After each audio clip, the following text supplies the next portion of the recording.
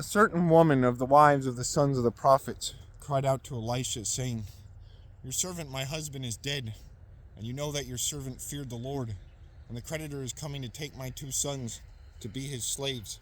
So Elisha said to her, "What shall I do for you? Tell me, what do you have in the house?" And she said, "Your maidservant has nothing in the house but a jar of oil." Then he said, "Go, borrow vessels from everywhere, from all your neighbors, empty vessels. Do not gather just a few. And when you have come in, you shall shut the door behind you and your sons. Then pour it into all those vessels and set aside the full ones." So she went from him and shut the door behind her and her sons, who brought the vessels to her, and she poured it out. Now it came to pass, when the vessels were full, that she said to her son, "Bring me another vessel." And he said to her, "There is not another vessel." So the oil ceased. Then she came and told the man of God and said, "Go, sell the oil and pay your debt, and you and your sons shall live on the rest." Now it happened one day that Elisha went to Shunem, where there was a notable woman, and she persuaded him to eat some food. So it was, as often as he passed by, he would turn in there to eat some food. And she said to her husband, "Look now, I know that there is a holy man of God who passes by us regularly. Please, let us make a small upper room on the wall, and let us put a bed bed for him there, and a table and a chair and a lampstand. So it will be, whenever he comes to us, he can turn in there." And it happened one day that he came there, and he turned into the upper room and lay down there.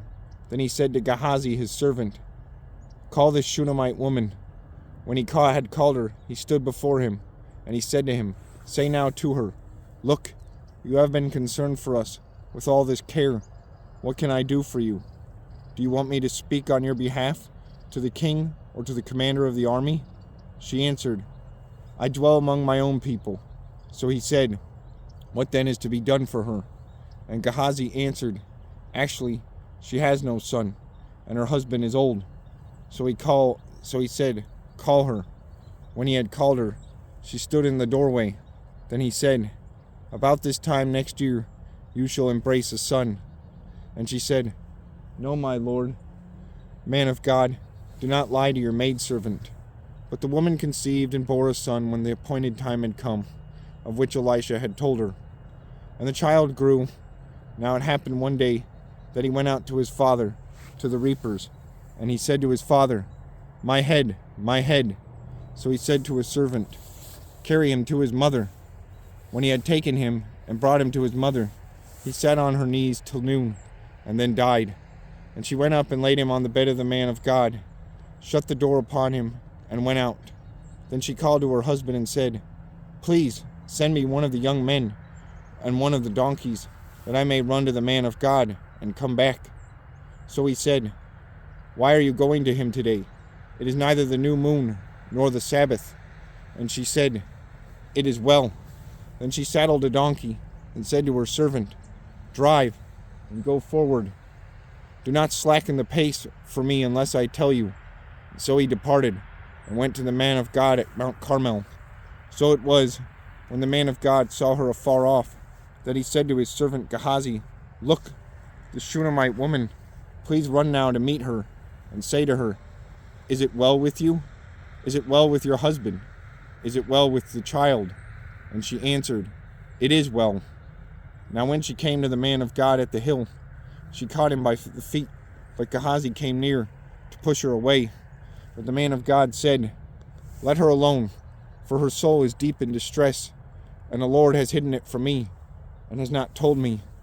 So she said, "Did I ask a son of my Lord? Did I not say, 'Do not deceive me'?"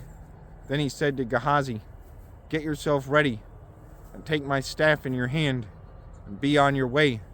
If you meet anyone, do not greet him, and if anyone greets you, do not answer him, but lay my staff on the face of the child." And the mother of the child said, "As the Lord lives, and as your soul lives, I will not leave you." So he arose and followed her. Now Gehazi went on ahead of them, and laid the staff on the face of the child, but there was neither voice nor hearing. Therefore he went back to meet him, saying, "The child has not awakened." When Elisha came into the house, there was the child, lying dead on his bed. He went in therefore, shut the door behind the two of them, and prayed to the Lord. And he went up, and lay on the child, and put his mouth on his mouth, his eyes on his eyes, and his hands on his hands. And he stretched himself out on the child, and the flesh of the child became warm. He returned, and walked back and forth in the house, and again went up and stretched himself out on him. Then the child sneezed 7 times, and the child opened his eyes. And he called Gehazi and said, "Call this Shunammite woman." So he called her, and when she came in to him, he said, "Pick up your son." So she went in, fell at his feet, and bowed to the ground. Then she picked up her son and went out. And Elisha returned to Gilgal. There was a famine in the land. Now the sons of the prophets were sitting before him, and he said to his servant, "Put on a large pot, and boil stew for the sons of the prophets."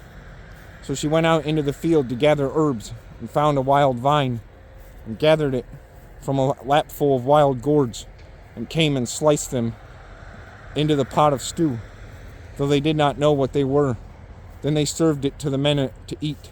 Now it happened, as they were eating the stew, that they cried out and said, "Man of God, there is death in the pot," and they could not eat it. So he said, "Then bring some flour," and he put it into the pot, and said, "Serve it to the people, that they may eat." And there was nothing harmful in the pot. Then a man came from Baal Shalisha, and brought the man of God bread of the first fruits, 20 loaves of barley bread, and newly ripened grain in his knapsack. And he said, "Give it to the people, that they may eat." But the servant said, "What? Shall I set this before 100 men? He said again, "Give it to the people, that they may eat.